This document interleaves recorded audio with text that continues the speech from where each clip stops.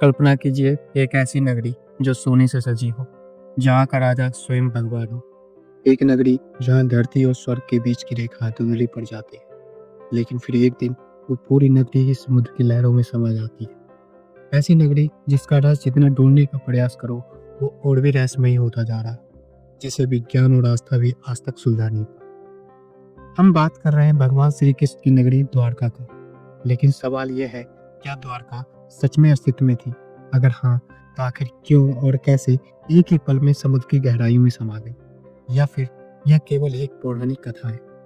इस वीडियो को अंत तक देखिए, क्योंकि आज हम जनमल के मैथोलॉजी वीडियो सीरीज में रहस्यमयी कथा के हर पहलू को उजागर करेंगे। तो बने रहिए हमारे साथ, क्योंकि जो आप सुनने वाले हैं वह आपकी सोच को हमेशा के लिए बदल देगा। कथा कहती है कि मथुरा में बार बार हो रहे आक्रमणों से परेशान होकर भगवान श्री कृष्ण ने अपने यदुवंशियों को सुरक्षित स्थान पर ले जाने का फैसला किया। लेकिन श्री कृष्ण कोई साधारण नगरी नहीं चाहते थे।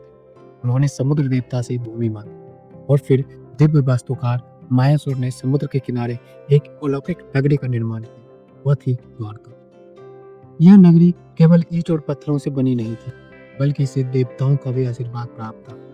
सोने चांदी से जड़ी महलें, मोती और रत्नों से सजी गलियां और चारों ओर फैला अद्भुत वैभव द्वारका नगरी में चार चांद लगा रहा था। द्वारका सचमुच धरती पर एक स्वर्ग थी। पर कहते हैं ना, इस धरती पर जो भी आया है उसका विनाश भी होना है। यहाँ कोई भी चीज शाश्वत नहीं हुई। उसी तरह महाभारत युद्ध के बाद द्वारका पर विनाश की काली छाया मंडराने लगी। यदुवंश में आंतरिक कलह और संघर्ष बढ़ने लगे। कहते हैं प्रवास क्षेत्र, जिसे ऐतिहासिक रूप से देवपाटन भी कहा जाता था, गुजरात के सोमनाथ के बेरावल में एक इलाका है। वहां हुए एक भयंकर युद्ध में यदुवंशियों ने स्वयं एक दूसरे का संहार कर। भगवान श्री कृष्ण जो इस विनाश को रोक सकते थे, नियति को स्वीकार कर शांत हुए। कथा के अनुसार श्री कृष्ण की महाप्रयाण के बाद समुद्र ने अपनी सीमाओं को तोड़ दिया और धीरे धीरे पूरी नगरी द्वारका को निगल ली। कुछ ही पलों में वह भव्य नगरी लहरों के नीचे समा गई। पर सवाल यह है, क्या द्वारका केवल एक पौराणिक कथा है या इसका कोई ऐतिहासिक प्रमाण भी है? 1980-90 के दशक में भारतीय पुरातत्व सर्वेक्षण और समुद्र पुरातत्वविद डॉक्टर एस.आर. राव के नेतृत्व में समुद्र तल की गहराइयों में कुछ खोज शुरू हुई। गुजरात के तट से लगभग 100 फीट नीचे गोताखोरों को कुछ चौंकाने वाली चीजें मिली। विशाल पत्थर की दीवारें, सीढ़ियां, स्तंभ और मंदिरों जैसी संरचनाएं। इन खोजों ने यह सवाल उठाया, क्या यह वही द्वारका है जिसका उल्लेख महाभारत और पुराणों में है?